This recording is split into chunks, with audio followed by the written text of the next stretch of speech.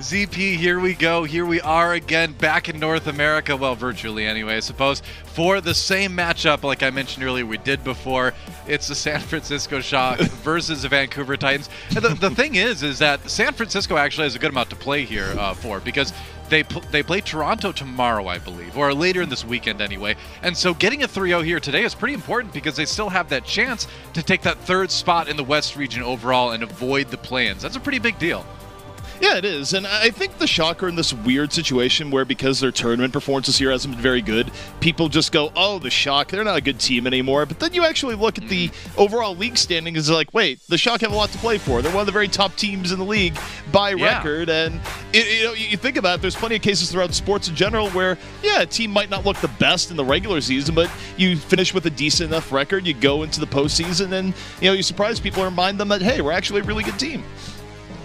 Yeah, exactly. And, that's the thing, right? Because this roster is so talented. I mean, just look at these fine young gentlemen and their Overwatch skill. They have been great to watch all season long. Obviously, they have a pedigree to live up to with the San Francisco Shock name in the Overwatch League. And so while you would think that a 3-0 against the Vancouver Titans would be a foregone conclusion, you gotta take it seriously, right? So I think we're gonna see this team step up. I don't think we're gonna see any messing around today. I think we're gonna see serious Shock. Yeah, I think this is a Shock that's going to be out for blood, and just like I'm out for eardrums right now, where, when we're off camera, I'll see if I can fix whatever's going on there. As it's not just you, Doa, it's not just the audience, it's also production. Where, what I think happened? I think my headset got caught on one of the dials right as I was standing up, so I was I sure hope it didn't change anything, and apparently it did. It may have.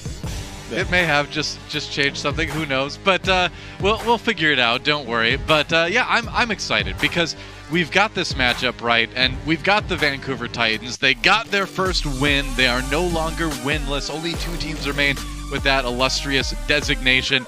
But they could still play spoiler to the San Francisco Shock. And although your playoff hopes might be over, if you're the Vancouver Titans, at least you can go down swinging. And I think that's what I'd love to see from this team today. Yeah, I think Vancouver, they've had an interesting stage so far where they've looked better than expected.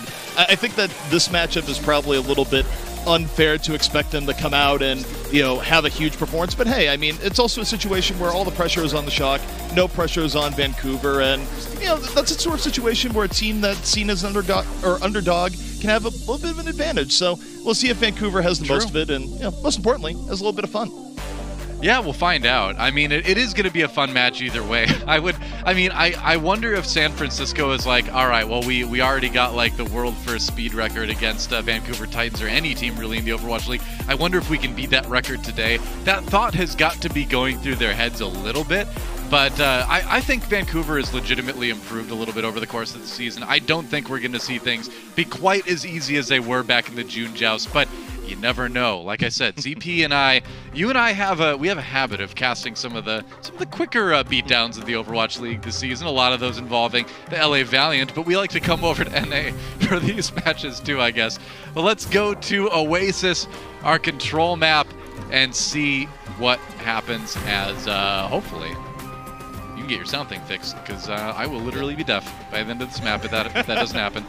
Well, you see, right now I'm actively adjusting it. Like, I'm that's trying already to sound better. normal, but I'm already looking at it, and it's like, yeah, I'm just about at the right level. Yep, there we go. I think more, I'd say.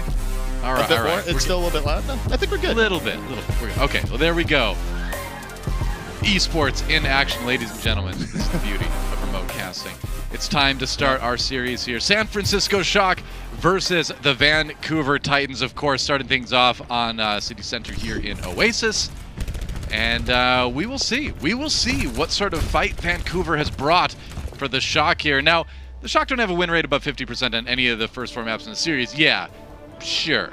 But they're still doing pretty well in the season overall. It's still the Vancouver Titans. I think an upset would be one of the biggest we've ever seen in Overwatch if it does happen.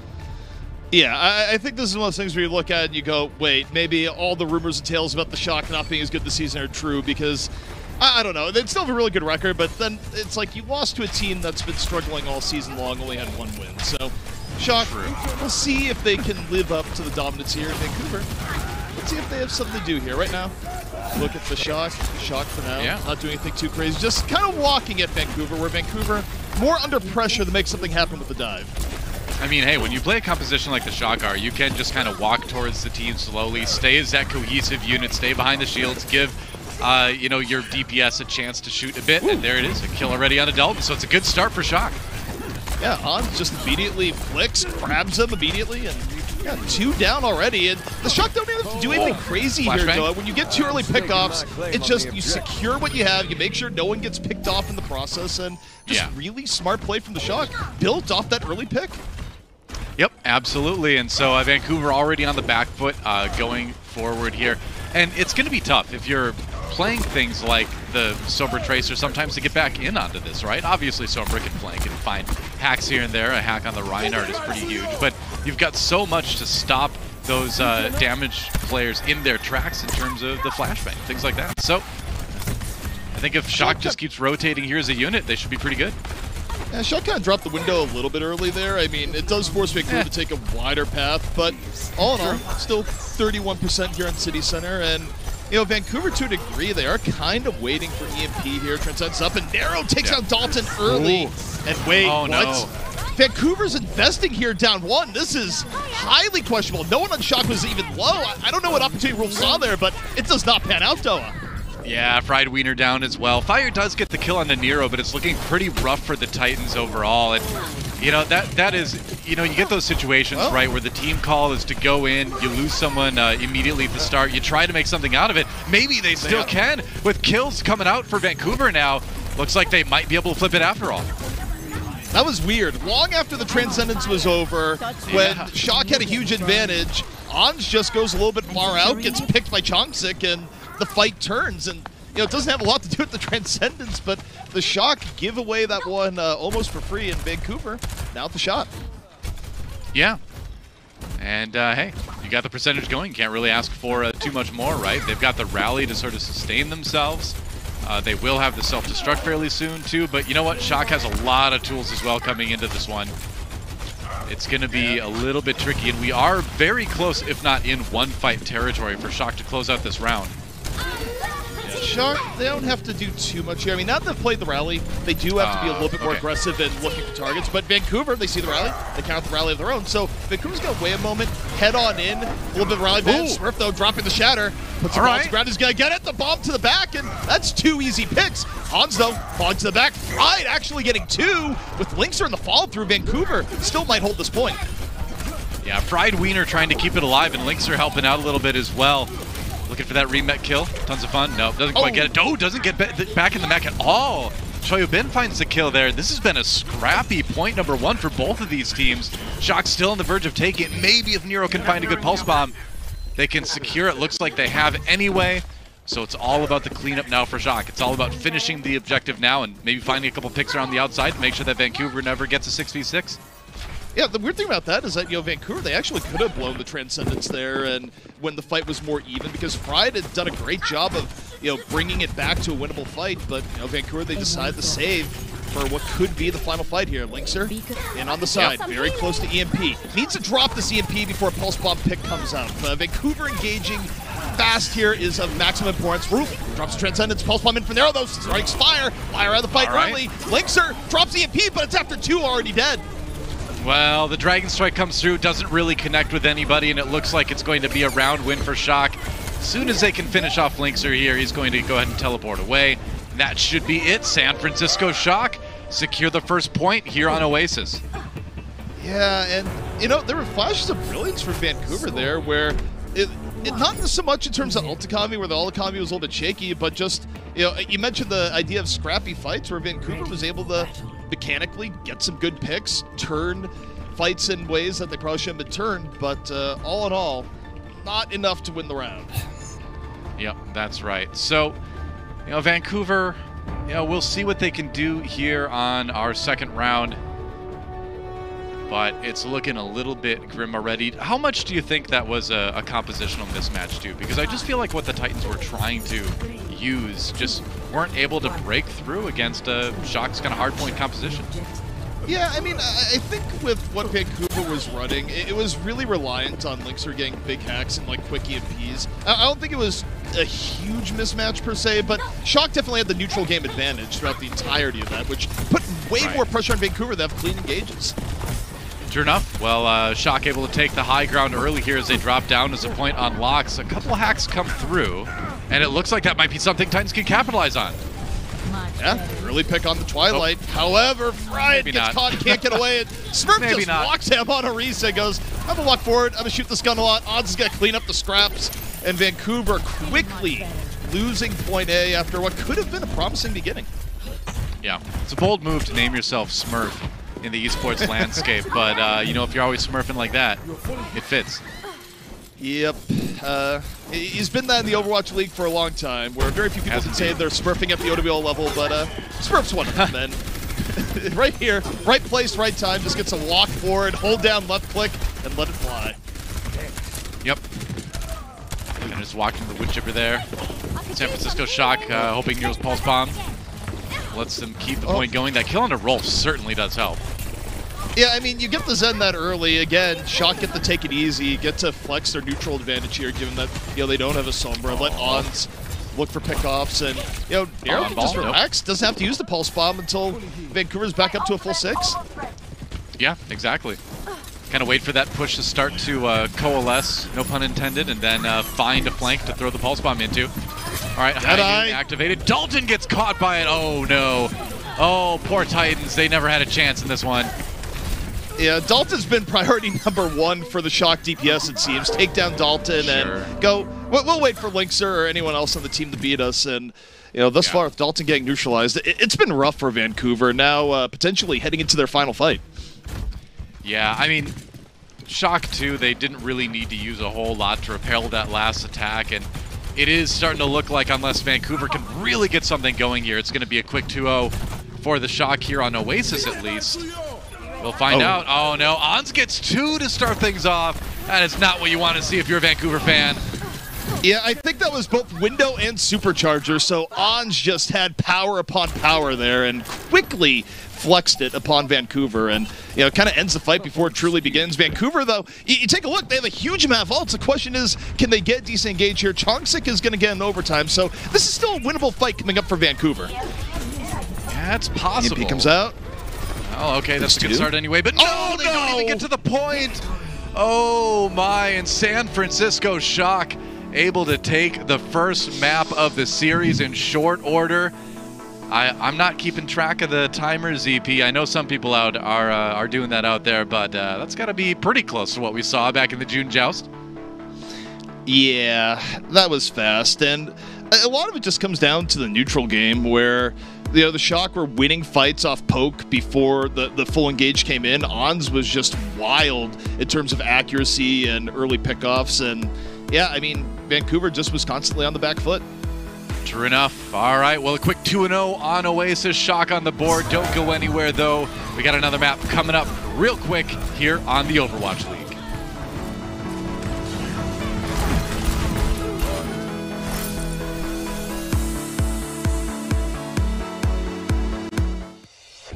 The Overwatch League is brought to you by TeamSpeak, the official voice supplier of the Overwatch League.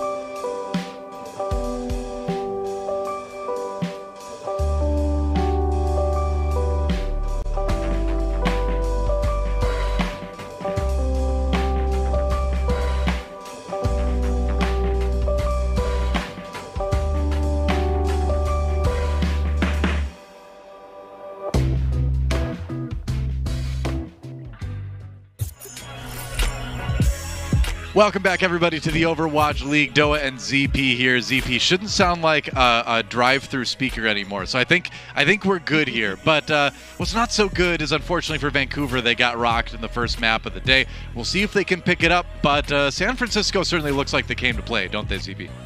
Yeah, San Francisco, I mean, this is what we expected. And also, when you have a big skill difference between the teams, you do see fights are just won on a mechanical basis. And that was the story of all of Map 1, right? Where Ons in particular was on fire, landing pick after pick. And, the Shock were just outplaying in multiple facets of the game.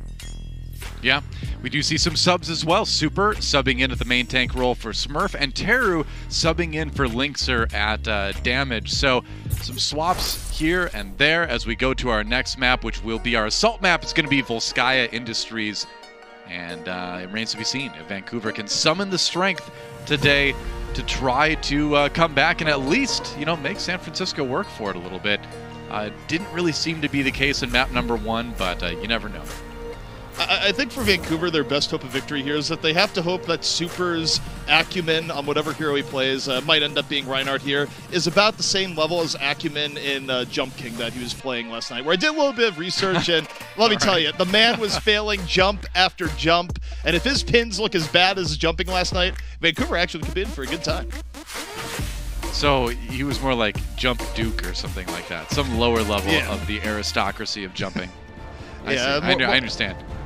More of like a prince. Ryan. That's Jump Prince. Yeah. Not in the line of succession though. Ah, I see. All right. Well, let's check out this play from Chongsik from our last map.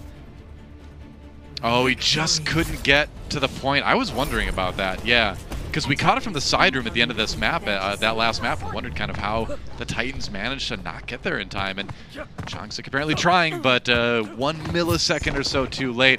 Vancouver is going to be on the defense here on Volskaya. A lot of teams prefer to start off on defense because you kind of get that benchmark of where you need to get to on attack then. Yeah. Makes sense.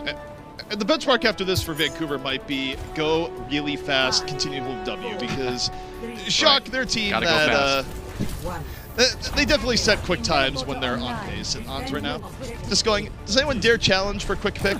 It's not the case. Instead, swapping off the Shock. Now heading forward, but it's going to be a slower approach with the Orisa. Yeah. All right. Teru is indeed playing the Pharah, so it was a good read by Ons early on to see if maybe that Pharah was going to poke her head out a little bit so he could try to take it off, but Teru doing the smart thing and waiting it out does show that Shock knows what they're up against. Twilight says, you know what, I'm a hit scan too, it's going to be fine. Violet gets in on the bloodthirsty action as well. It's a good start for San Francisco on the attack already. Yeah, it's more than a good start. It's a fantastic start. I mean, losing 2 people that early, Fire going down now, 3 people. Okay. The point was already gone, Doa. It's the Sharks. Right, that's it. Stick a fork in it. Yep. Type to GG on point A at least. Point B is where the Vancouver Titans are going to need to put together their defense. But this was one of the quickest point A's I've seen in a while here. No recontest, obviously. And Ons already walking forward. The rest of the team going to follow soon, and we'll see how fast the Shock can get this done. Yeah, I mean, that's a situation where Teru essentially aim-checked the Shock, and the Shock said, hey, our aim's pretty good. All 3 people that had hit scan just looked up, blasted him out of the sky, and, Chongsik no longer had cover, died immediately after. So it was a very quick escalation, though. Looks like we have a little bit of a pause. Not sure which player called for that. Needs a little bit of work done on their computer, possibly. We'll see if we get back into the game sooner. This isn't going to work, though, Vancouver. You can't make the match longer like this. I don't know if it's Vancouver. I'm positive. Don't listen to me, but either way, we'll see. The vehicle of technology, as it were, ZP. Breaking down momentarily, but we'll be able to get back into it. Looks like both teams are ready. So quick pause. We're back into the action. Vancouver Titans in just a moment, trying to put some sort of defense together. In 3, 2, 1, and here we go. Yeah, I mean, their best hope for a quick defense here is Dalton just, landing an arrow from afar. The problem is Shocker going to open up here with the window and immediately be applying even more pressure. Right. It's kind of taking the side route here. Trying to let Super go first and be able to set it up for Ons to walk in a little bit safer. Looks like they'll do just that. Oh, Nero's Pulse Bomb did get eaten by Fried Wiener, so Rolf got a kill into Nero. It's an opportunity at least. Oh, Ons is out for blood though. Goes after Chonchik and finds him. Yeah, he went for the Deadeye for the quick reload, going, I need more bullets, give it to me. We don't need the Tracer who had his Pulse Bomb in his life. Dude, are you kidding me? No! Come on! That did not just happen, ZP. That did not just happen like that. Are you kidding me? Vancouver Titans. I mean, nobody's going to be searching for the Sasquatch anymore, man. They're going to be like, yeah, it might be out there in the wilderness, but that is one cryptid we're not interested in anymore.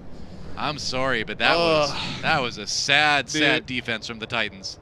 AMC actually declined to pick up the show before it was even pitched. That was not defense. That was nonsense. Apparently not a top 5 time. Other teams have beefed harder on Volsky Industries. The only takeaway there for Vancouver, I suppose. I am shocked. I am shocked that's not a top 5 time actually for attack on Vancouver or on the map rather. Maybe it is on the Vancouver Titans, but on the map at least. But either way, and the thing is the Titans had people nearby, didn't they? Didn't they have someone? Oh, they did, but Fried Wiener again.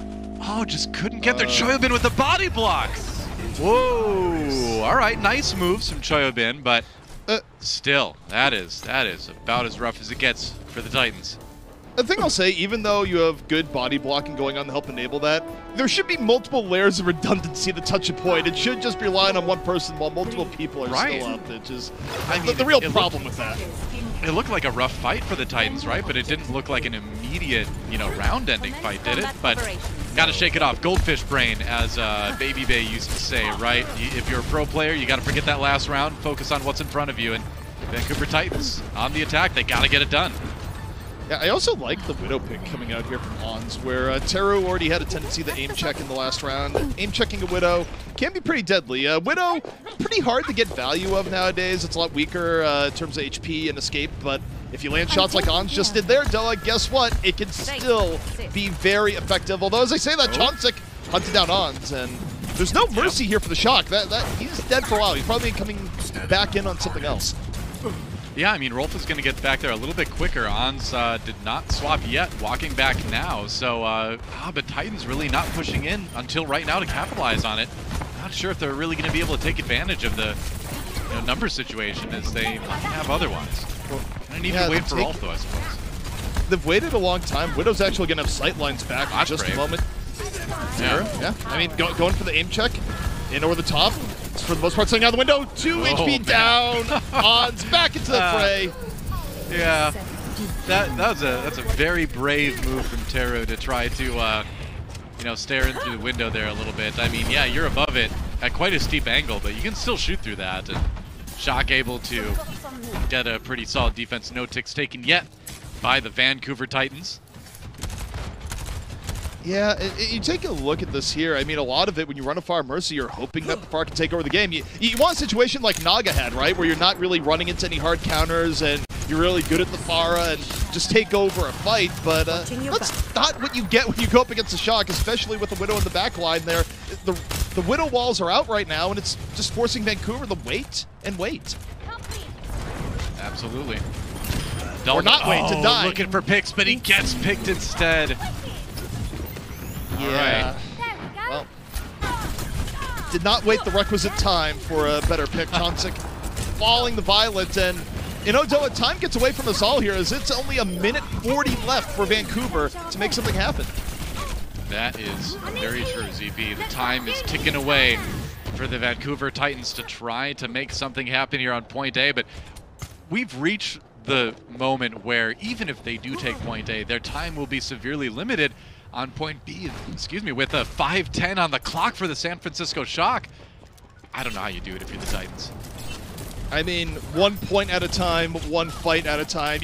It's sort of a don't tell me the odds situation because the odds are so incredibly long against them that everything has to go right. Unfortunately, Taro goes down, which is very much wrong. The res is going to be there, but Vancouver has really struggled to put A pressure on this fire, and Taro's down again as Twilight just lights him up. Oh man, C3PO wouldn't be able to calculate how bad these odds are now for the Titans. No. C3PO, Doctor Strange, take whatever it is. The odds aren't going in Vancouver's favor right now. Not at all. A couple kills for the Titans, but not enough to really make much of a difference. It's 35 seconds now for the Titans to try to take A, but the wind is out of their sails. The energy just isn't there, it looks like. It is a big pick onto Twilight.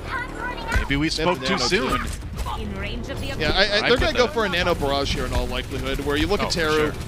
Nano's probably going to be incoming in a moment. Shock is going to be back up to 5, so it's really on the split second the Nano activates. Can Teru find something big? And the Shock, they're willing to give up progress at the point here. You look at it, 2 ticks already gone. They're going to wait till the last second. Here they go. But look, into the air. Dalton drops the pulse bomb, gets nothing. The Nano's on Teru. Teru firing. Dalton gets an arrow. It's 1 pick so far. Barrage comes in, and they might have I think they do. I think they've got point A. Okay, so in the end, Titans doing a good job of capitalizing on a pick and sort of zoning their way into a point A take. That was just a lot of abilities used well as they finish off Violet to keep the Shock out. The threat of the Nano Barrage that you mentioned, the use of the Minefield by Chansik when Choyobin came in, was a very methodically executed point A for the Titans at the very end. But like I said, now just 2:30 on the clock. Yeah, the problem for Vancouver is that they only actually get 1, maybe 2 fights to finish with time remaining here because, you know, if they finish overtime, it doesn't matter. But okay, that's huge. Teru, quick pickup on the Narrow. Now 6 on 5. Teru coming in from the side. Needs to be a little bit more aggressive. Doing just that. Looking for the Brigida. Hovering over. Now, more Rockets gets Twilight. It's 2 early picks out for Vancouver. They get 3. The Far getting some big momentum here as Vancouver might just get the point with time after all. Oh, Teru just trying to put this team on his back right now. Dalton helping out, though. And the Titans may actually be able to take this. We'll see. San Francisco Shock's defense collapsing a little bit here. Yeah, Teru this time was able to get through, landed good rockets, wasn't under too much pressure. Twilight gonna drop the window. Vancouver has to be real careful not to lose anyone in this moment. They get Choi out of the mech. Teru to the back, off the Nano. 50 HP, gets healed back up. Barrage over the top. Teru continuing to light up the Shock here, Doa. And it's exactly what Vancouver needs to have a chance of staying in this map. And they've just about done it.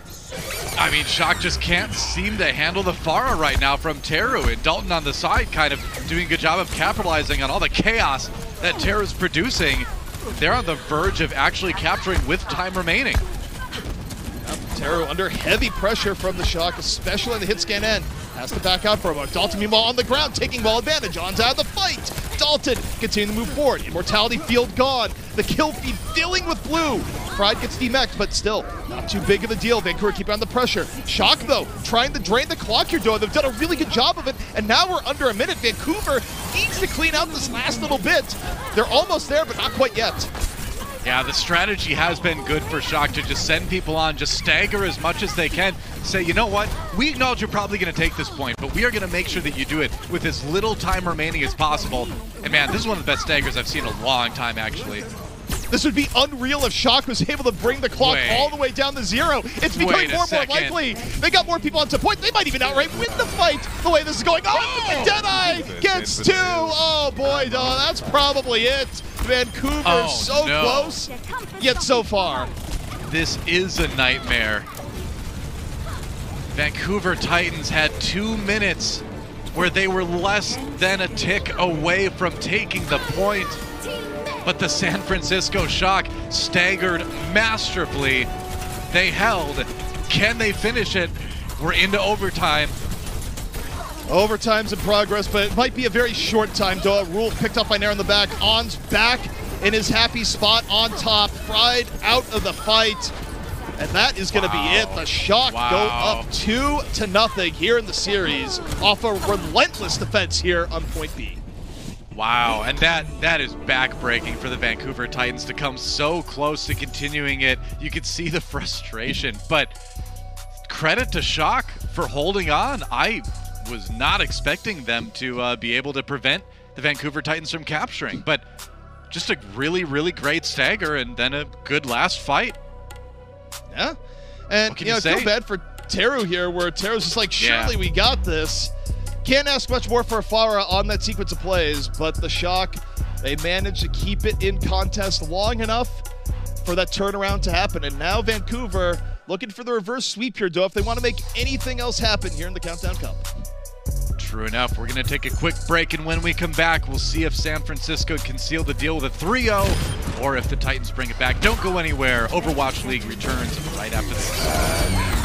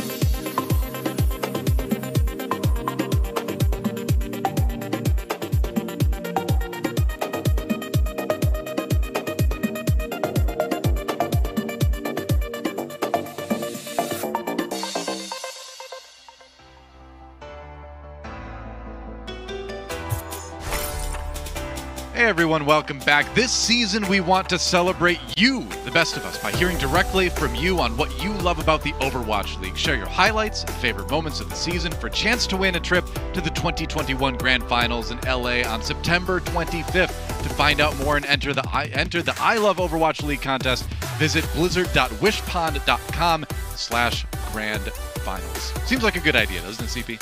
It does, and you know, the scriptwriters are already responding to the feedback. Apparently one of the things that people love most are tragic C9s, and that's why we've seen so many of them here today. That's right, we heard your feedback, we implemented it. Yep.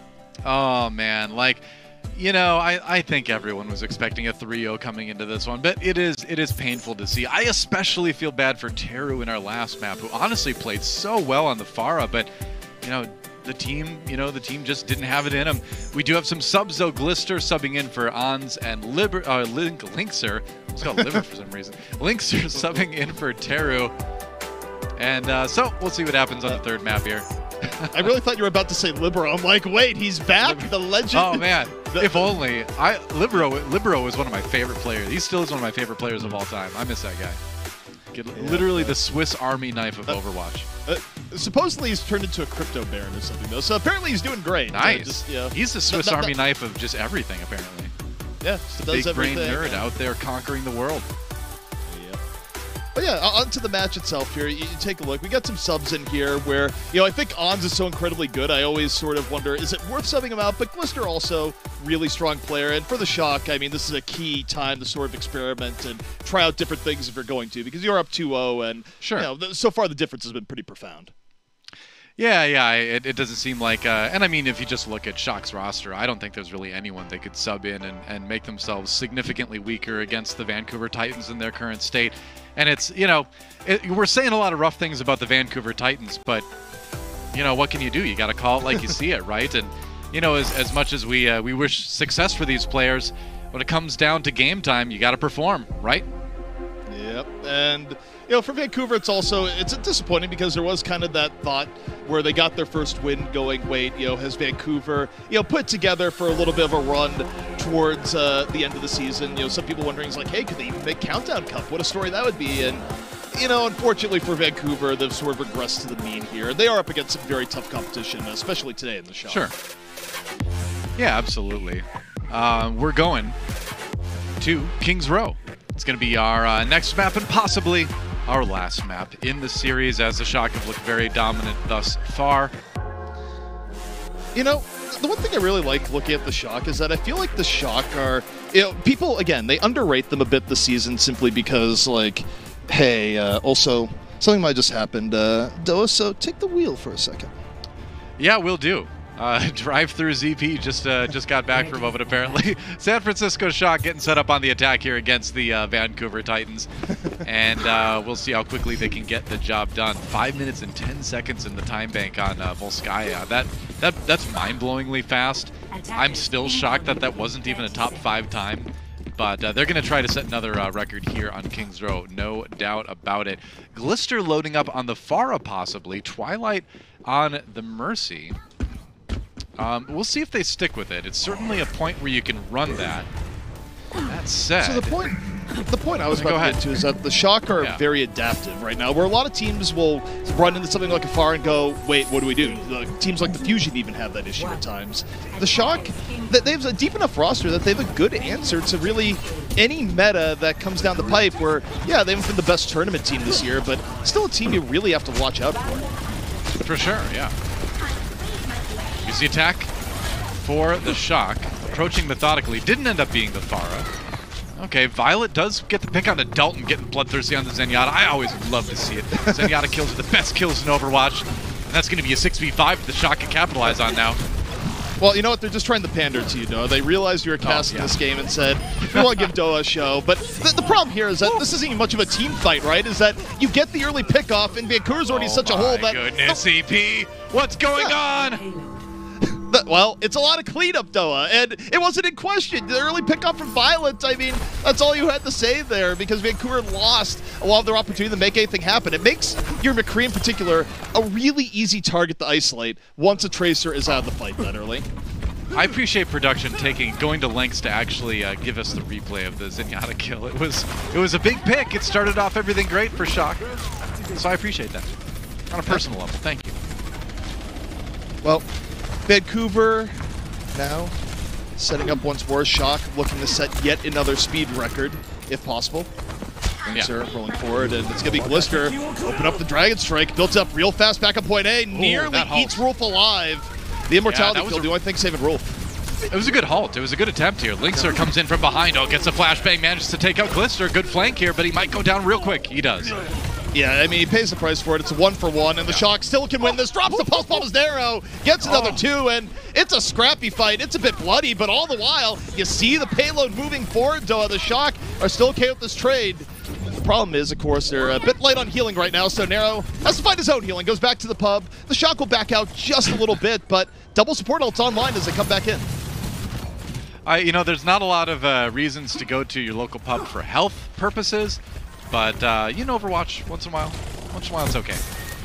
Health food got really big in the 2040s, though, even more so than I guess so. It's unbelievable. Everything is gluten-free.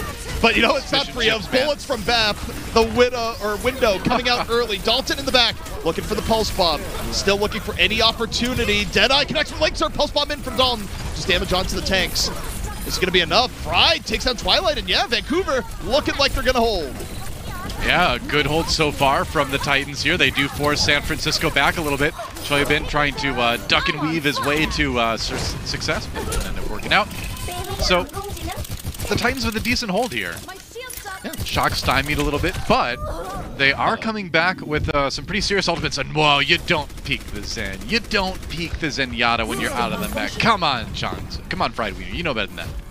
Yeah, the problem with Fried is that he really wanted his mech back, so he decided to take the risk. Now they're going to start the beginning of this without Fried. It's going to hurt their position. He will be back so long as no one gets picked off in the meantime. But oh, they forced out the Immortality field early before Fried's back. And Narrow gets in, drops the pulse bomb on an already weakened Chauncey. The Shock create an opportunity off that pressure, started from the Fried stagger, and it just escalates from there. Yeah, this is going to be point B for the San Francisco Shock. Decisive teamfight win, and they didn't even need to use the Dragon Strike from Glister as well, which is nice because this point coming up, point C, is one of the ones where Dragon Strike is quite effective on. There's a lot of narrow corridors to throw that down where you can kind of zone the enemy team into taking a big hit from it. Yeah. Sniper battle. Although, yeah, Vancouver going for a little bit of swamp. Widow out here into the back. Oh, wait. Fried Wiener. Pause, nice. Please. Oh, all right. Got to pause. Yep. You don't often see Divas eat the Dragon Strike, but if you're quick enough, if you've got the defensive matrix in the right place at the right time, it certainly does happen. So props to Fried for getting that done. You know what I miss? About it now, you can see. Yeah. You know what I miss, because I feel like I haven't seen it in 2 seasons, at least in games I've casted, is Genji deflections on the ultimates. You stop and think, when was the last time you saw a Graviton get deflected at a team? You don't see a lot of Genji, really. Yeah. I think that's the main reason.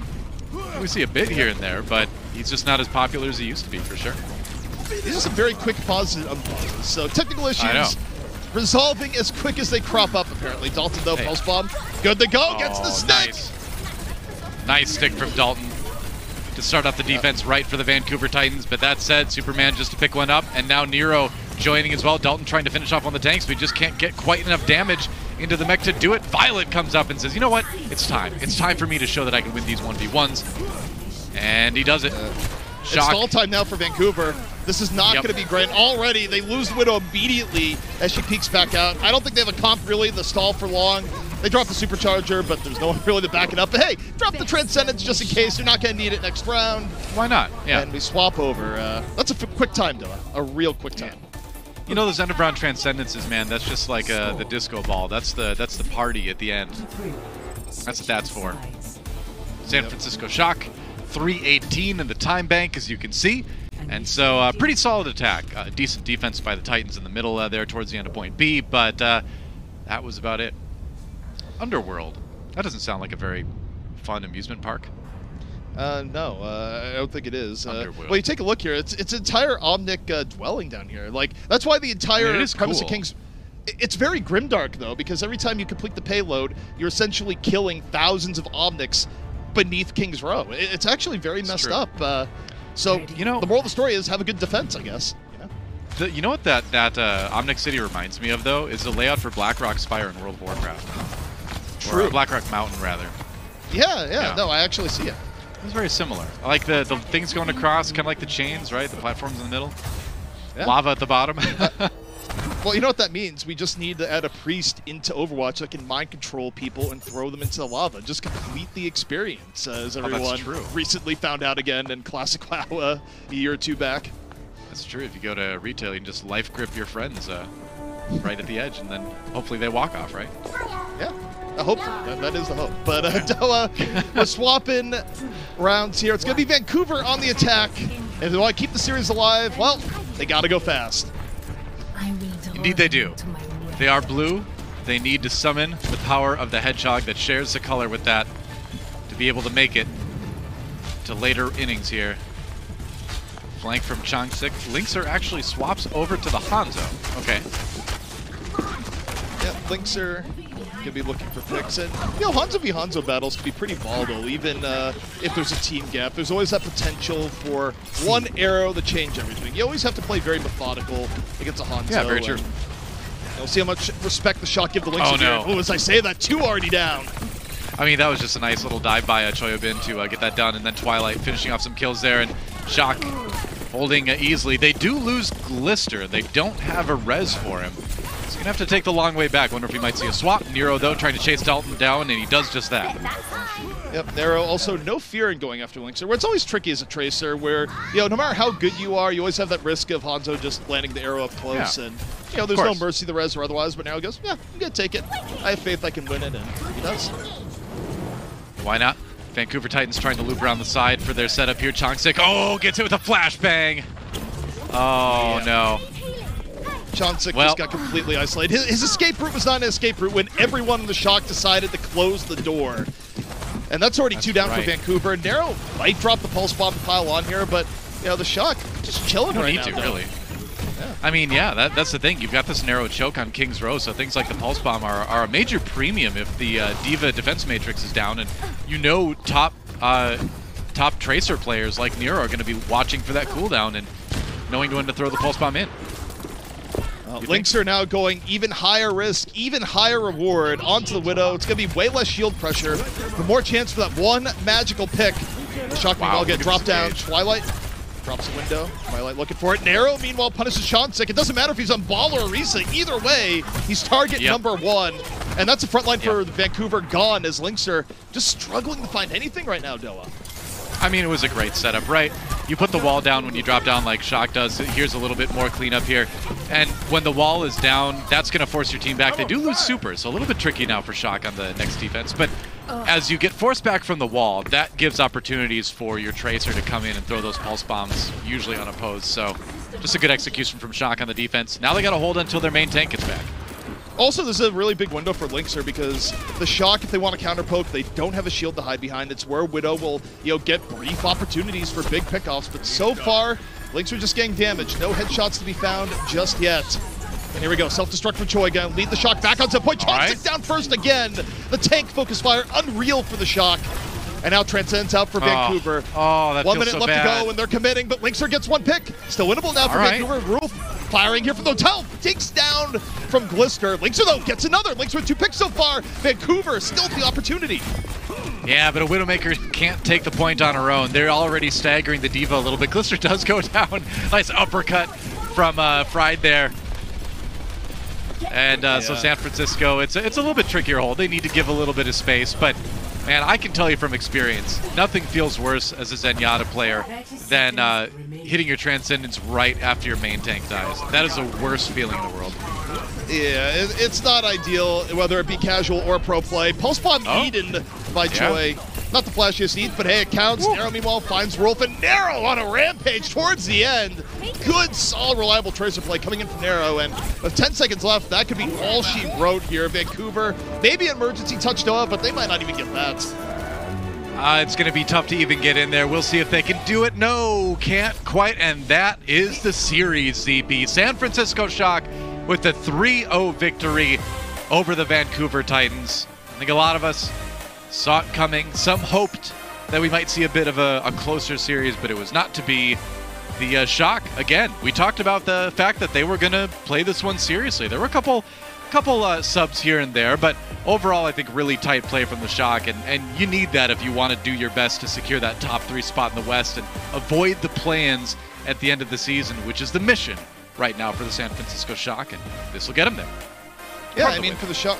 Also, it's an entire thing, too, is that the way you judge the strength of a team, right, isn't how they win close games in a lot of times for me, is that it's like, can you solidly execute against a team that's way weaker than you? I feel like it's way scarier when you often see, like, teams like Atlanta, for example. They'll perform well against top teams a lot of the time, but they'll also, like, drop games against way lower teams or have really close games and go, what's going on? Whereas your championship teams, they don't do that as often, do it. They just go up against a weaker team and they crush them. It's a mark of consistency for the Shock to come in against a team like Vancouver and make it a solid, convincing 3-0.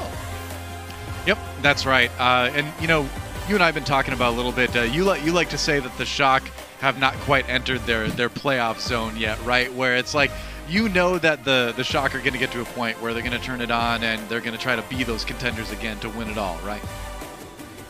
Yeah, and I mean, the Shock, this is a team no one should be sleeping on, even though I think a lot of people are. I think it's a team that still has a great chance of winning the Overwatch League Championship again. I think they're a team that could bring the fight to a team like Shanghai under the right circumstances. So people should be looking at this team and going, yeah, you should be afraid. I think they're going to excel as the postseason approaches. Let's take a look at one of those players in particular on the San Francisco Shock. It's our player of the match. It's going to be Twilight. That's right, a little bit of love for the support. I wanted to say flex support, but honestly, both Twilight and Violet, pretty bloodthirsty, and able to play pretty much anything. The lines have blurred, ZP, in terms of what heroes are played these days. But Twilight playing great today, hitting a lot of good shots, really good windows, crisp execution. You gotta love it. Yeah, I mean, Twilight, you can't ask for more. He was pumping out a whole lot of healing. His windows were on point. He was a big reason why Terrio simply did not have a good time on the Pharah throughout most of the match. I mean, when you get this little contribution from one of your support players, it lets all your other players just look that much better. And, you know, this is a case where Twilight kind of stole the show. Yeah, solid stats on the Baptiste today from Twilight. And it's fun. I think the support duo that Shock has is just really impressive. Violet and Twilight, I guess, if you put them together, are just awesome to watch. One of my favorite moments of that match was when Violet was charging up his right click on Zenyatta, and I heard the McCree say, like, I need healing, and he didn't, just ignored him completely. He's like, no, man, no, I need all 5 orbs. Just be patient. Just stay out of sight or something, oh, you need healing. That's unfortunate. Just watch these orbs fly instead, is what he did. But yeah, you know, Violet, if they were a DBZ character they're fusing, that'd be their name. So congratulations. That's right. You've coined a new term. Fusion dance, yeah. Exactly. Well, we're going to take a quick break. As you can see, an interview with Choyo Bin coming up. Don't miss that. And then after that, we've got the Florida Mayhem versus the LA Gladiators. It's going to be a fun match, so stick around for that. We will be back momentarily on the Overwatch League.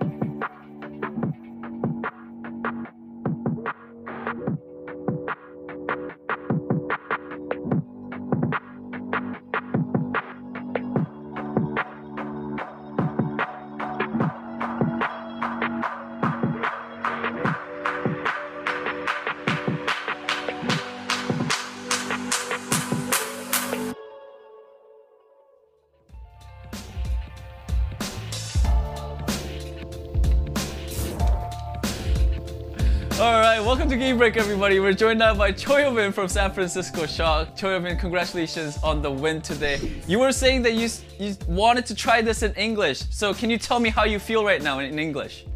I mean, just go Korean. Just go Korean. I can't. I'm nervous.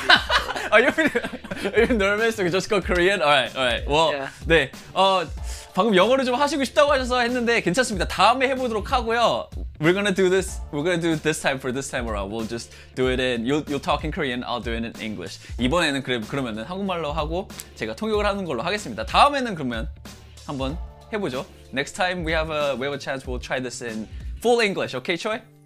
Yep, I try. All right.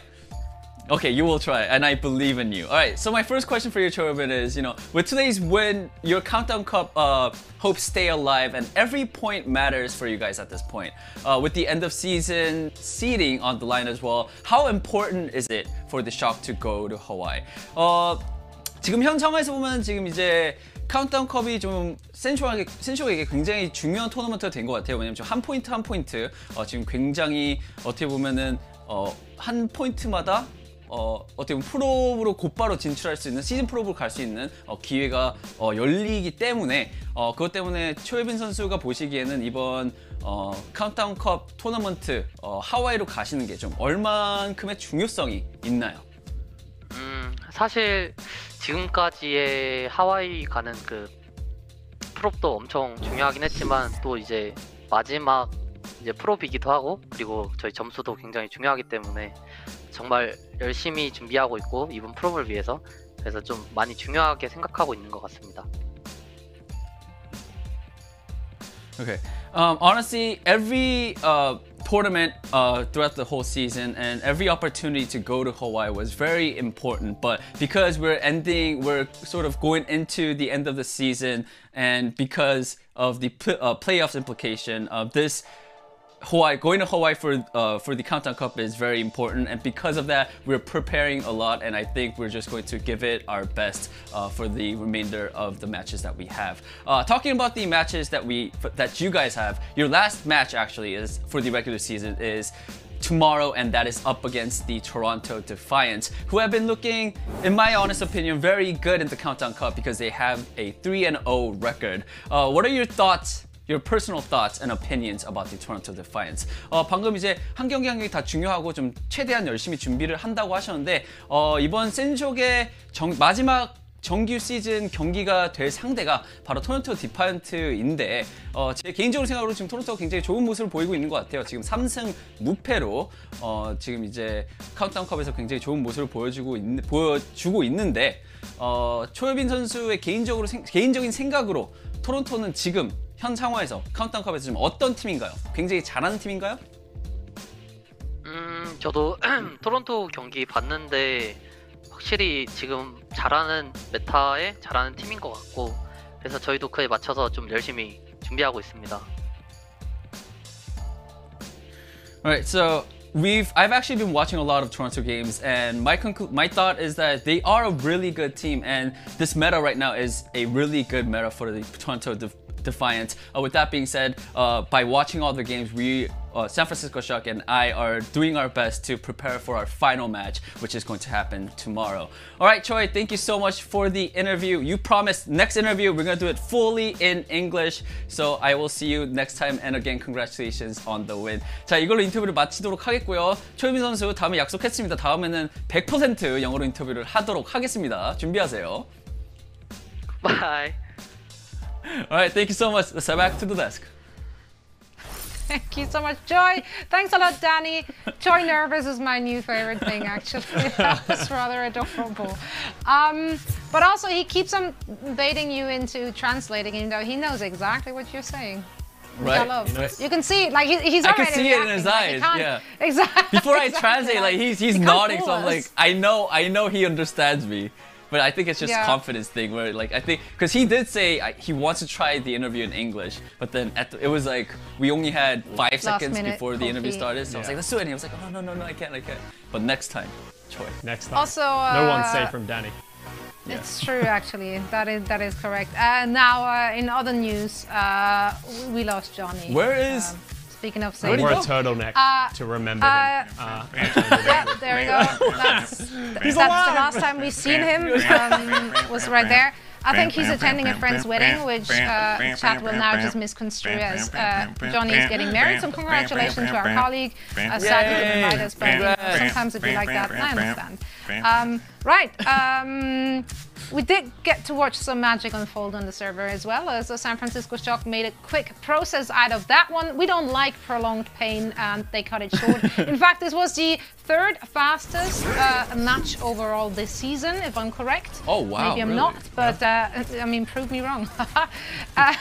So I am correct. I've been told that I am correct. So go me. Now, I do want to know how we're feeling now. We haven't seen the Shock in some time. Costa, what's your takeaway looking at the Shock squad? As you said, I don't think we really saw them get pushed in this match. It was pretty one-sided for the most part from the San Francisco Shock. I like the way that they're playing the game. They're playing to their strengths. They're playing a slower style with the Reinhardts or the Orissas, and that's enabling Arns and Glisters to play those long-range DPS that just is more of their comfort. They're not forcing something in a Tracer Sombra that might not be as comfortable for them. So I like what we're seeing from the San Francisco Shock. On the other hand, for the Vancouver Titans, it wasn't very inspiring. They did have some unfortunate situations. They should have been able to double cap Volskaya Industries, but just fell short because the spawns are that close.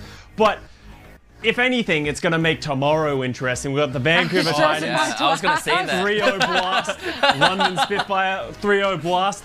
I honestly have no idea who's going to win, so the bread bowl is not going to disappoint.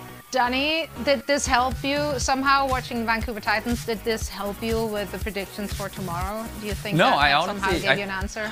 Made it I worse, think it's maybe? the other way around. I thought going into today's match, I was like, oh, I'm pretty sure, maybe after watching today's match, I'll probably have a clear idea for the bread bowl tomorrow, but now I'm even more confused because I'm just gonna be honest, because it's both of the matches were very fast, right? And I honestly didn't get a lot from either Vancouver or the London Spitfire.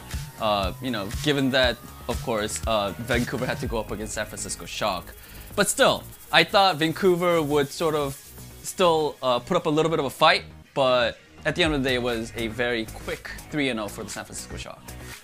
So, yeah, I mean, good for the Shock. Again, you love to see teams ending their season on a high note. They still have one more to go, but Choi seems very confident. Now, once again, you know what's coming. That's right, standings. Let's take a look at how this very match impacted our overall standings. There we go. That's right. Yeah, okay. So I think the most notable thing to take away from this is don't look towards the people that haven't hit the play-ins. Look at the San Francisco Shock. They've put themselves in that cutoff for the playoffs now. That's what they're fighting for. Them and the Houston Outlaws and the Los Angeles Gladiators are all fighting for that third spot. So San Francisco Shock with the better map score, putting themselves at in that spot right now. Exactly. So yeah, it keeps interesting. We also want to take a look at our West Countdown Cup standings, of course, just to know where we at there and who's going to make the knockout rounds on Sunday. That's right, they are happening on Sunday. There are still questions which need to be answered on this one. I just love the fact that it looks like we have, I mean, apart from Atlanta Reign, practically all new teams in this very Countdown Cup on both sides. This is great. Makes predictions even harder, but... Right. Dallas Fuel and Shanghai Dragons. Dallas Fuel is in there too. Yeah. Giving other teams a chance to really rise up. Florida Mayhem is the one that you have to look at here, though. They are about to play. They're 1-2. They need this match. They need to win, first of all, to get into the Countdown Cup playoffs, but then they need to keep that running because they had such a poor middle of the season. Yeah, and they are our next match coming up. Florida against Gladiators. A must win for Florida to stay in the game. So everything's on the line for them, which I'm sure is going to add a lot more pressure, Casa. Is this something as a player can you have that in mind as a motivator, or do you feel like it's more distracting than it does you good? It depends on the player. Like, some players thrive on pressure, some players crumble under pressure, some players just don't care. So, and I think that's going to be an interesting one with this matchup. Obviously, Gladiators want to win, but this is more important for the Florida Mayhem than it is for the Gladiators. So what are we going to see? The Florida Mayhem have their backs against the wall, and one thing I've learned about the Florida Mayhem, when Yaki has his back against the wall, he generally kills everyone else in the server and then teabags them. So that's what the Gladiators have to look forward to in this match. We haven't seen them for a couple of weekends. So what are the Gladiators going to come out with? Are they going to be one of those favorites heading into the Countdown Cup? Because the Dallas Fuel aren't here, the Shanghai Dragons aren't here anymore. It's all up for grabs for all of these teams that haven't been able to get that win, and that's something that the Gladiators have been looking for the last 4 seasons, let's be realistic. Absolutely. And I'm still not entirely sure if the Mayhem are they back? Can they perform to the level that we all know they can perform to and that we expect them to perform to going up against a team such as the Gladiators? Well, there's once again only one way of finding out, and that is heading into the game. So once again, we also have some reinforcements for that one. It's going to be Doa and CP leading us through the action. Now, Johnny's still out getting married as it happens. He's getting married. It's just one of those things. That's right. Wow, Danny, now Johnny, everybody's tying. Yeah, it's infectious. Great to it's see. Weird. I legitimately thought Danny was getting married, by the way. I didn't realize that was a joke. Like, I just saw it. I remember that. I saw it on Twitter one day. I'm like, good for Danny. Congrats, man. I don't even know where that was coming from, to be honest, because I don't either. Nothing we said would have indicated that is what's happening. I just woke up one morning and this was just all with over the internet. Yeah. You're like, it was big news. I guess. Well, big news should also be if the Mayhem is going to take it, because I think widely they should be considered the underdog here. Yeah, absolutely. I mean, they do have the Avast buff, don't they, ZP, though, just recently? No. I don't know if that's a big deal. No, it's not a Avast buff. If anything, it would be the most fitting thing ever for them to sign Avast and then have their season be over to get eliminated. That is the Avast nerf is what's coming out here. Like, let's just be entirely clear. Whoa, curb the toxicity. What do you mean? Wow. Avast was very successful in the Boston Uprising, okay? That team won a lot of games. Avast didn't win a lot of games, but he was there. He can do the same thing for the Florida Mayhem. He can be there, and they can be successful. Most valuable Overwatch player card out there, I'm pretty sure. True. That's actually 2018 Avast card. Yeah. It's out there. I know he's talking about it on the stream right now too, I'm sure. But it's gonna be a fun one. I hopefully the Wizard returns. I think Johnny told me in the break, like on the morning of the 3rd day, look to the east.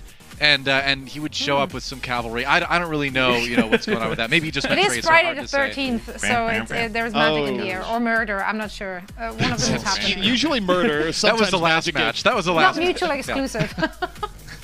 Yeah. Well, thank you so much, Desk. We'll take it from here. It's always great chatting with you. Well, most of you anyway. 75% of you this time. But ZP, here we are already on our 2nd series of the day. That last one was very quickly. I think Murder was in the air for certain in the Shock versus Titans match. But this one could be a little bit different. Obviously, the Gladiators want to finish off the season as strong as they possibly can. They're in good running for the playoffs as well. But Florida, if they lose today, they are out of the Countdown Cup possibility. They are also out of the postseason playoffs. So this is a big one for them. Yeah, I mean, for Florida, they have a huge task in front of them, and it doesn't really get any easier, right? They have to go through the Gladiators, a team that has been pretty consistent all year long. I mean, the Gladiators have dropped matches that they probably should have won, but they're never an easy game. No one looks forward to seeing the Gladiators on their schedule. And then for Florida, that's just the beginning, right? Where they have to win here and then just go on a tear and win everything. But they don't have to worry about everything here just yet, Doa, because they have to win here today. That is step one. Oh my gosh, they're invisible! The only thing that matters. Well, I guess they're not winning today. But they just there you go. But I'm sure they'll be here momentarily. Yaki, though, has been one of my favorite players to watch all season long. I think Custer was right that when this guy wants to delete everybody in the server, he certainly can. And if you look across this roster, there's a lot of really big names here. OG has been a great main tank for a long time. Gargoyle, fantastic off tank. Slime was one of my favorite, bloodthirsty supports for a while as well. I didn't quite get a lot of Gangnam Jin's era in Korea when he played there. That was after my time casting that, but he's been fun to watch in the league. So this is a team, I think, with some real talent behind it. They haven't been able to put it together, I think, as well as some people expected them to this year, but they've still got a shot. But it's do or die time now. There they are, they're back. Yeah. It's also worth noting they've had some weird swaps throughout the season where there was an ill-fated checkmate on main tank experiment that happened, but we're not seeing that today. Checkmate and OG both in. OG on his main role, checkmate on DPS. And Yeah, I mean, as you say, this is a team that on paper is loaded with talent, and you know, look, it happens all the time in sports, right? You can stack a team of talent, but for one reason or another, sometimes coaching, sometimes just, you know, weird, spooky circumstances beyond control, it doesn't all come together. And for the Mayhem, you know, they can have all the talent in the world, but this is their final shot to make anything happen here in 2021. Yep, that's right. Like we mentioned, it is do or die. This is the moment it all comes down to for the Florida Mayhem. And even with this win, that's only a step in the direction they want to go in the postseason, right? But, you know, if you want to get there, you have to take this step at least. You have to beat the LA Gladiators. It's not going to be easy, but I believe that this team has a skill cap high enough to do it.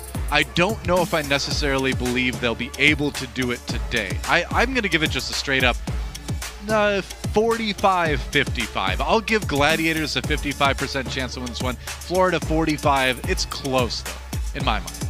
Yeah, to a degree, it's close. I mean, again, Gladiators. You know, we talked about the shock matchup of, you know, some teams really play strongly against teams that are lower than them. I don't think the Gladiators are always in that boat. I think the Gladiators are more cursed to having close games more often than not, and that can be a dangerous mix when you go up against a team like Florida that does have a high ceiling. Gladiators sometimes punch lower than their weight class. I mean, there's definitely scenarios where Florida comes in here and takes it, but I do think that scenario needs to be Florida playing out of their mind, and this incredibly talented squad, Doa, playing a little bit lower than expected.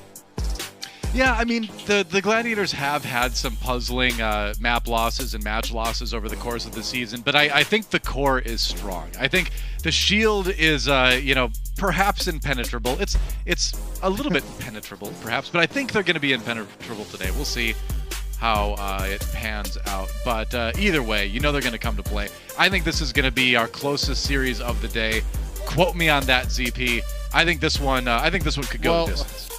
I mean, when you say closest series of the day, I'm going to just tell you that's not a very high bar, given that it's true. Lightning fast 3-0s. It's like, you're going to be the richest man in this area where no one has a net worth over $5. Like, all right, cool, I got $10. Like, I don't know. You're right. You need a more definitive statement than that. That wasn't exactly a hot take, was it? No, that was. It wasn't. That was pretty obvious. Yeah. Well, if it goes to 3-1, yeah, it'll be the closest series of the day. And I think we could go 3-2 here. We'll see what happens. But we're about to get things started on our first map of the day. It'll be the control map, of course. A time for teams to scuffle, to brawl a bit, to show what they've got on an individual level. Control is fun that way. We're going to start things off on Ilios. And who do you think is favored here, ZP? I'm going to make you make a call. Oh, I definitely think it's Gladiators as you head in here. I mean, I think the Mayhem need everything to go.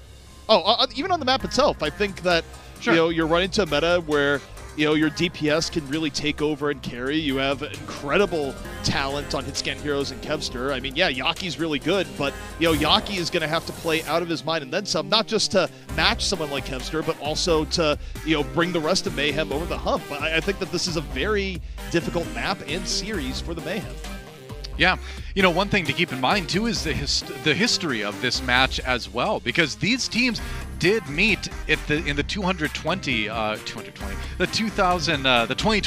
playoffs. I've forgotten what years are at this point. That's what's happened. And it was a 3-0 for Florida. They did knock Gladiators out of the season last year. So you know that's got to be on the minds of some of these players going into this series today, especially because the Gladiators are going to feel like they're favored in this one. See if they can get a little bit of revenge and knock Florida out this time. You know, the Gladiators are feeling so favored that if we trust the camera, they're the ones delaying our entry into the game. Both Kevster and Space getting up, getting a drink, stretching, whatever it is, but they weren't ready, while the Mayhem was. So if you're a Mayhem fan right now, you take any little sign you can get. That's all I gotta say. There you go. You know, is it extra prep though, or is it icing the kicker? That's what remains to be seen as we get started on our first map of the day. We're going to Ilios. That's right, our control map. Starting things off on Well, it looks like. Yep, Well's going to be where things start, and you know, we'll see which version of the teams comes out here today because, you know, as I said, it has to be the absolute best version of the Mayhem, and it needs to continue to be if they want to really make something happen, because again, they don't just have to win here today, Doa. They need to show a new look at the Mayhem that can go deep into the Countdown Cup, because that's the only way their season stays alive. That's right. as we get ready. Looks like we might get the air-to-air war. Pharah v Pharah. Yaki's looked obviously very strong on any hero he decides to play, but we might see some swaps. Yeah, I think it's more likely to see Kevster coming out here to the Tracer. Probably Tracer Sombra. I was excited. I would have liked to see it. Yeah, it will be the Tracer Sombra. There we go. Now, note that this does give Yaki a strong win condition of just taking over the game, because this is one of those situations where you ignore the farm more than other comps. You give the farm more room. Will Yaki take advantage of that room and put the Mayhem over the top? Already a Bionade hits the Mayhem tank line. OG and Gargoyle in danger, and OG's already dead. Wow, yeah, Gladiators have to keep this going, and they will. So early teamfight win for the LA Gladiators. Not a bad start. And are we going to see any changes? Not yet for Florida. Okay. I mean, the re-engage here on the Pharah is definitely more difficult than if you get the first point. I do think that this is like, the thing. It's a hero situation for Yaki, where like this is where great Pharah can win you the game, but the Gladiators engage onto the front line was merciless. It was probably the best version of Ignore the Pharah you're ever going to get. Right, and I mean, it is tougher to take the point than to hold it with that Pharah in a lot of cases. Oh, nice dive onto Slime. Slime very low. Gets hacked as well. Can they finish him off? No, not quite yet. Close call there for Slime. Oh, and the Gladiators lose Kevster as well, so maybe a chance for Florida here. Yeah, it's a really big chance for Florida. They don't have to really worry about the ground war. Yaki has even more time to land the rockets for above. Although, as I say that, the sleep into the follow-through. They weren't able to defend it, and even down one, the Gladiators are just crushing the front line of the Mayhem. This is a huge difference between the front lines right now, Doe. Yeah, the aggression has been impressive to watch. Space even harassing Yaki a little bit in the air. Muse takes out Slime. What? Okay. That's going to make it even harder for Florida to get together their next attack. It's going to be tricky. They're finally going to have some ultimates online, but Gladiators has been banking them already. Especially that EMP from Bird Ring is going to be particularly concerning for the Mayhem as they try to push in. Yeah, I mean, the Gladiators haven't even had to use it yet. They haven't been as reliant on it just because of how decisively they've been winning the war on the ground. Kevster, under heavy pressure. Self-destruct coming in right now from Gargoyles. Is he getting anything? No. Gladiators shake it off. Still in decent positioning to boot. Checkmate. Rolling around, pulse bombs at the ready. Slime gets picked off by Shu. Talk about bloodthirsty supports, Doa. And the Gladiators, if they win this without engaging much ult-wise, I mean, it's already just about over. 90%. Pulse bomb in from Kevster on the hunt. Gangnam Jin goes down, and the Mayhem are falling apart. Yeah, I mean, Checkmate does get the 2K with the pulse bomb, but I think they're going to need a little bit more than that if they're going to come in and contest. Trying to rush back to the point, maybe trying to keep the OT going, but I don't think it's going to be enough. And the Gladiators will secure round number 1, 100-0 here on Well. Yeah, I mean, that's also, it's a little bit unfortunate for Checkmate, because that's usually the type of pulse bomb that'll win you a fight. You get both supports, but yeah, it doesn't really matter when your entire team is dead. Your team's got to be alive, Yeah. Let's help. I will say, this is really problematic for the man, because they had a situation there where they had to just wait for Yaki to find picks. Yaki didn't immediately find huge value on the Pharah, and the front line of the Mayhem just died. It literally just died, Doa. There's no other way to describe it. The positioning and aggression coming in for the Gladiators was next level, and it's an ill omen for the Mayhem if this keeps up. Well, that first fight was so one-sided and so fast, too. And sometimes those first engagements can set the tone for the match, and you know, you got to be a little bit worried if you're Florida Mayhem. That first round was decisive. We'll see if they can get anything done on Ruins. Hey, we were talking about the Genji earlier. Well, there's a Genji now for Checkmate. Yeah. No, sorry, the Nanoblade here. But no. Checkmate already under heavy pressure. Mayhem running a more classical dive, and Shu again. Shu. This time, gonna find Slime on the Zen, laying in the damage from the back. Like it's another! Shu just crushing his support contemporaries on the other side, and with the healing removed, this should be an easy teamfight win for the Gladiators. Yeah. A lot of pressure, down to 20-something HP. Oh, but Yaki can't finish him off. And that's just insult to injury as the Gladiators take the point first without really losing anybody. Also, take a look at the support ult difference here. Rally about to be online. Slime a ways away. Nano's going to be up from Gangnam Jin, but the Mayhem already in a tough spot.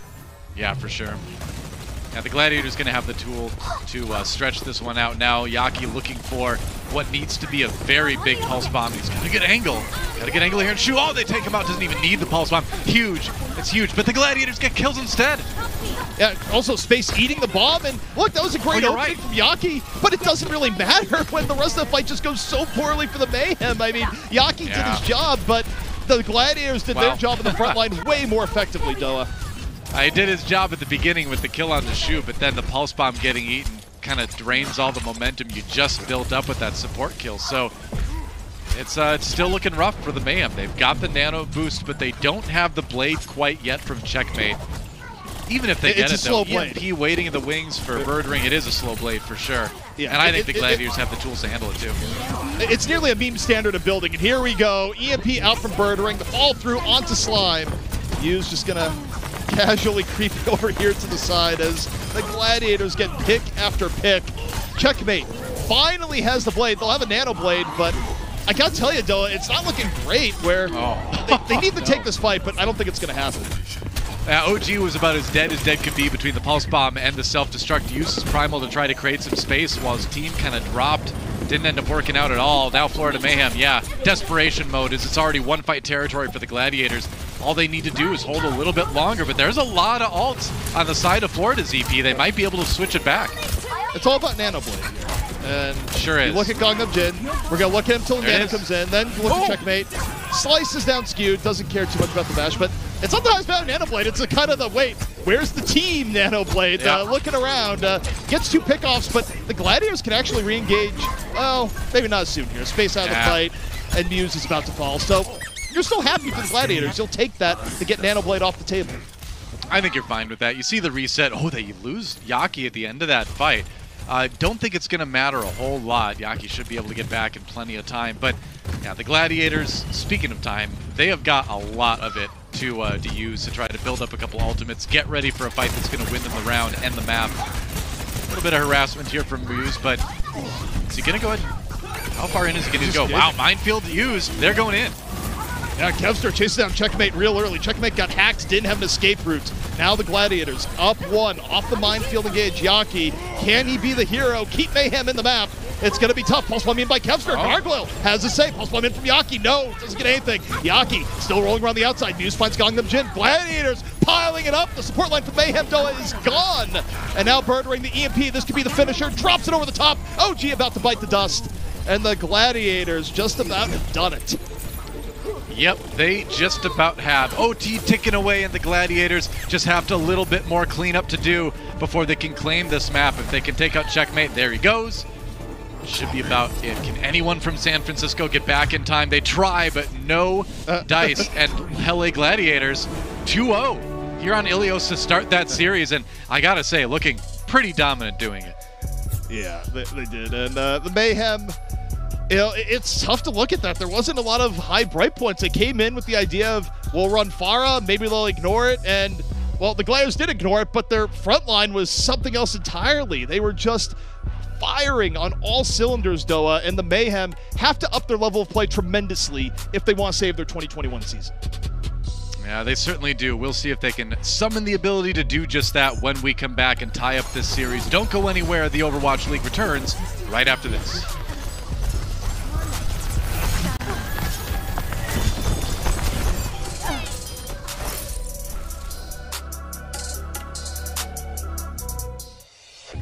The Overwatch League is brought to you by TeamSpeak, the official voice supplier of the Overwatch League.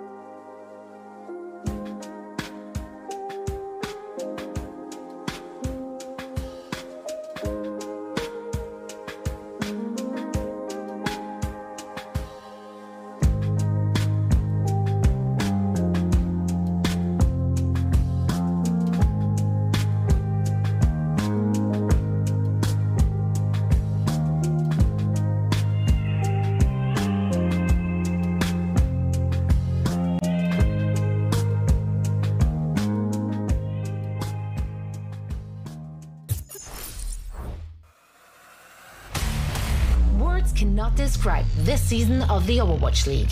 Oh, what is this? This is carnage! Yeah, Season 4 was quite the battle.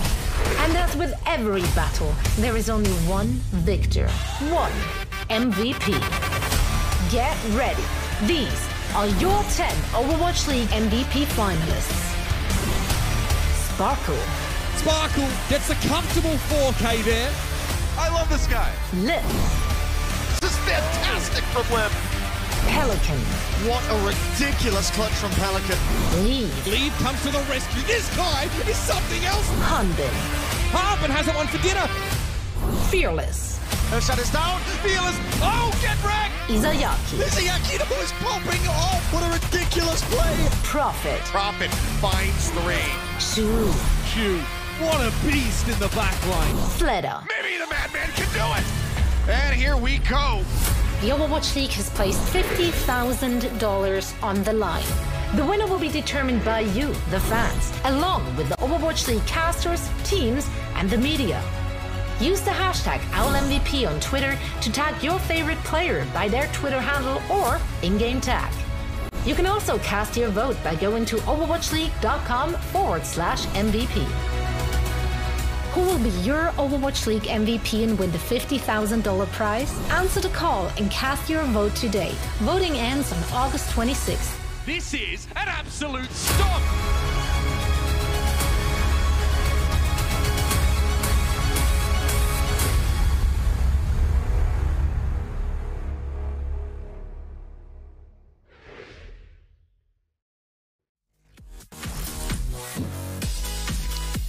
Right, don't forget to go cast your votes for the Overwatch League MVP. We got a potential one on our screen right there, Shu, who really popped off in map number 1 ZP. That was some bloodthirsty Zen play. Love to see it. Yeah, Shu has always been an incredible support player where he's just one of those supports where not only can you expect him to do the right thing and never usually die in a bad situation, but you just get unexpected contribution going where, oh, I guess we win this team fight because our Zen got a pick, or our Ana got a pick, or whatever hero he may be on at the time. He's just a player that gives you unrelenting amounts of value and one of the best pickups for the Gladiators in this last offseason. Yeah, at the end of the day, what's going to give you the ability to get those kills as a support player a lot of times is going to be your positioning above all else, especially when you're talking about a hero like Zenyatta. If you're not in the right place, you're going to get wrecked. So Shu definitely one of the best people at being in the right place at the right time. Staying safe, giving himself the angles to pick up the picks. We're going to Anubis next, ZP. For our second map in this series, going to be our assault map, and we will see if the Mayhem have what it takes to tie up this series. Remember, if they don't win this match here today, their Countdown Cup hopes are over, their postseason hopes are over. So this is as important as it gets for the Florida Mayhem. They got to get it done. They got to build some momentum, and I think they got to start now, ZP. Yeah, I mean, if you're going to have any turnaround in the series, look, 2CP is the place to do it. It is the most variable game mode you can get in Overwatch because, look, you win and lose fights, or win and lose points off one fight, and anything can happen in one fight, especially if you're playing heroes like a Widow or a Hangzhou, right? Where even if you're a team that's weaker on the whole, 2CP is where things can magically go in your favor. So, the ideal scenario for Florida here is even if they're playing a bit weaker right now, catch a little bit of fire, start feeling good about your gameplay, get a quick point A, roll it from there, change the narrative of the series. Because if that doesn't happen, if they go down 2 maps here, Doa, it's over. I don't see a reverse sweep happening. Not this time. I'd be pretty surprised. It'd be really tough to pull off a reverse sweep as any team against the LA Gladiators. Florida certainly needs, I think, to get a win now. You know what surprises me about this map, ZP, though? Is how popular wooden crates are. It's far in the future, and yet, lots of wooden crates. It's eco-friendly. It's a renewable resource. Is it? Look, maybe they found a way to, like, keep trees, planted. They're farming them better. I don't know. Look, you can regrow trees. I'm just assuming that they're regrowing trees that they grew for the purpose of cutting down, and there's still something of a rainforest left. I don't know. The future gets weird. Maybe it's like the alternative meat of trees. You can like grow meat now. Maybe you can grow just like wood planks in the future. Who knows? I love bark. Either way, exactly.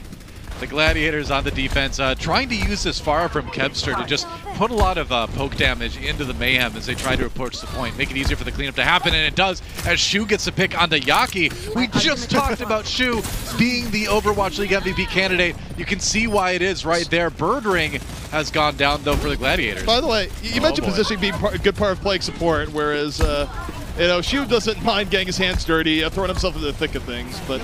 Yeah, the Gladiators defense already looking pretty tremendous thus far. Shu, of course, being a big part of it. And now, one thing we forgot to mention going into the game too is that the checkmate is out. BQB is in, by the way, on the Florida Mayhem side. So back to a little bit more of a standard lineup, what we're used to seeing with Florida.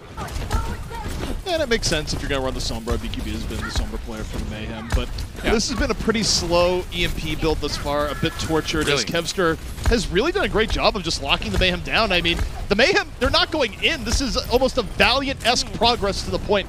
Oh, no. Oh, gee, not like this. The hack, the damage. He's gone. Oh, yeah, that is the last thing you want to see is your ball get slept like that and then taken out. And you know what? Kevster has the barrage too. So with as effective as he's been with these rockets, now the Mayhem have even more to worry about as they've given their defenders enough time to build up all of these abilities to use. But it gets serious. Florida's in real trouble here. The air power difference cannot be overstated here. Kevster has just cast a slow aura on the Florida Mayhem with how long it's taking for them to set up. Yaki has a pulse bomb and a dream, but here comes Kevster. The nano's out, drops the barrage. Doesn't really care much about the D.Va, gets rid of that too. 2 for Kevster so far, make it 3. The air power difference, Noah, unreal. Absolutely, and you know, we saw the Gladiators do a very good job of ignoring the Pharah on the Florida Mayhem side of map number 1. Florida Mayhem not quite able to do the same thing. Admittedly, it is much more difficult to kind of dive onto the point the same way you would do on a lot of those points on Ilios, but at the same time, Gladiators kind of showing, kind of flexing a little bit, showing that they've got a lot of different looks that teams need to be worried about going into the playoffs. Now they have to play around EMP is the big thing. You're going to see them spread out a little bit more here. They know the EMP is coming. I mean, it's been 3 minutes. They go, okay, surely he has the EMP. Drops the EMP, hits 3, Birdring immediately down. They need to get a little bit more than that though. Muse gone. The fall through on the EMP pretty good so far. Space dropping the self-destruct on Women of Prayer. The self-destruct gets stunned them kid. Skewed gets the res. We're back up to 5v5. Still winnable now for the Gladiators. OG low. Has to roll out for a moment. Kevster still very healthy. Rocket after rocket coming in over the top. Looking for the Brigida. Going back in. Break. Able to get a little bit of safety. D.Va right to the side. Now Kevster under a bit of pressure. Mine's coming in. OG finds Skewed. And the Mayhem are keeping up the pressure, but the Gladiators are really making them pay for every bit of progress thus far. Yeah, they've been able to delay well, but it does look like Florida has what it takes to control the point at this point. That said, 15 seconds remaining. If they take it, it's going to be an OT. Oh no, Kevster, nano boost again. Oh, he's looking for the Ana, gonna get the Ana. Still 11 HP. Surely it's on up, gets the barrage. Worth. A final suicide attack, and the Gladiators are still stringing on to point. Birdring thinks he has the, drops the EP. High risk, potentially high reward. I don't think there's gonna be a reward for that. I feel like no, unless they C9. Don't C9 for it, don't do that. Wait, they're getting pushed off the point. It's still winnable for the Gladiators. They certainly are. BQB, he gets slapped. It doesn't even come out. It doesn't even. It doesn't even come out. The bomb though from Yaki going, I can't believe I have to use this on this point. Gladiators, please die. And Yaki finally says, no, we're not going to lose Anubis this way, but maybe they are. Birdring takes down Yaki. The Gladiators are coming back on the point. No way. No. I can't believe I'm saying no so much today, ZP. But the Gladiators may have found a way to hold it. They do. They do. I've been feeling shocked a lot today, ZP, and this is yet another time where a team has miraculously held a point that looked lost. These maps today have been crazy. Oh, I just get reminded of the old Simpsons joke where it's like, he feels no pain. And it was like, sorry, I meant to say all he feels is pain. Oh, God. Oh. Yep. That's right. Wow. I'm in a state of disbelief right now, ZP. My mind is expanding to the point where maybe I could read those hieroglyphics. Hey, there's a horde symbol on the wall. I never noticed that before. Oh, wow. Yeah, you're starting to see things you've never seen before. You're right. Your mind is expanding. The proof is in the pudding.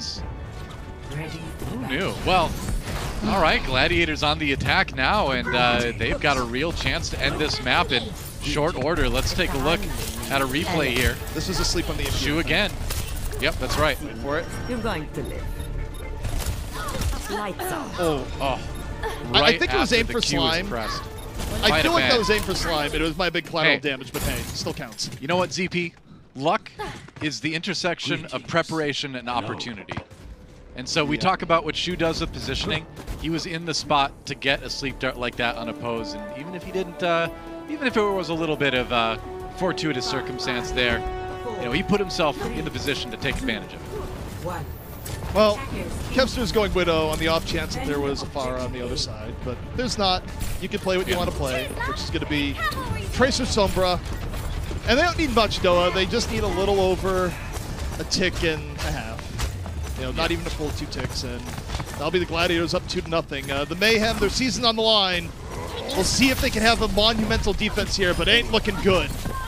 All right, well, I mean, a kill on Muse is a good start. Yeah, and you know, remember Custo was talking a bit in the pregame on the desk about, you know, what these players might be feeling and how different players react to high-pressure situations like that. And it really does kind of test the mettle of the team, you know, when you know that your season is on the line in a match like this. So far, the Mayhem have collapsed a little bit, but the series is far from over. If they can hold it, you can see only a little over halfway is all the Gladiators need to get to win this map.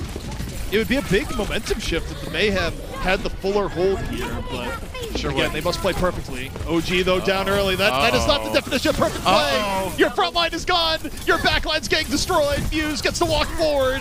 Doa, I got news for you. The Gladiators are going up 2-0. Survival of the I think it's looking like that, ZP. If you're Florida, I don't know how you get back in delay. You're certainly not going to get the same situation. Primal Rage to deny the Pulse Bomb kill, and the Gladiators with a 2-0 lead in this series. ZP, we really are the cast men of the Thrill Apocalypse, aren't we? Yeah, yep. It's our fault, at least for these 2 games here today. It seemed to be like it's Sorry, Friday NA. the 13th. It's Friday the 13th, and if you could extend that date out, it's actually Friday the 13th. I don't know where I was going with that. Either way, nice try. I get what you're trying to do with that. That's okay. Sure. I'll allow it. Well, Florida Mayhem players looking pretty sullen right now, and especially after the way that first round went, you can't blame them. But, you know, again, you know, this is where if you're the coach for Florida, you say, it's not over yet. We got one more map to try to get back in it. Let's do it. We'll see if they can get their minds together, get teamed up, get synced for what could be the final map in the series. We'll find out. Oh, what a great sleep. We'll be right back. Don't go anywhere. This is the Overwatch League.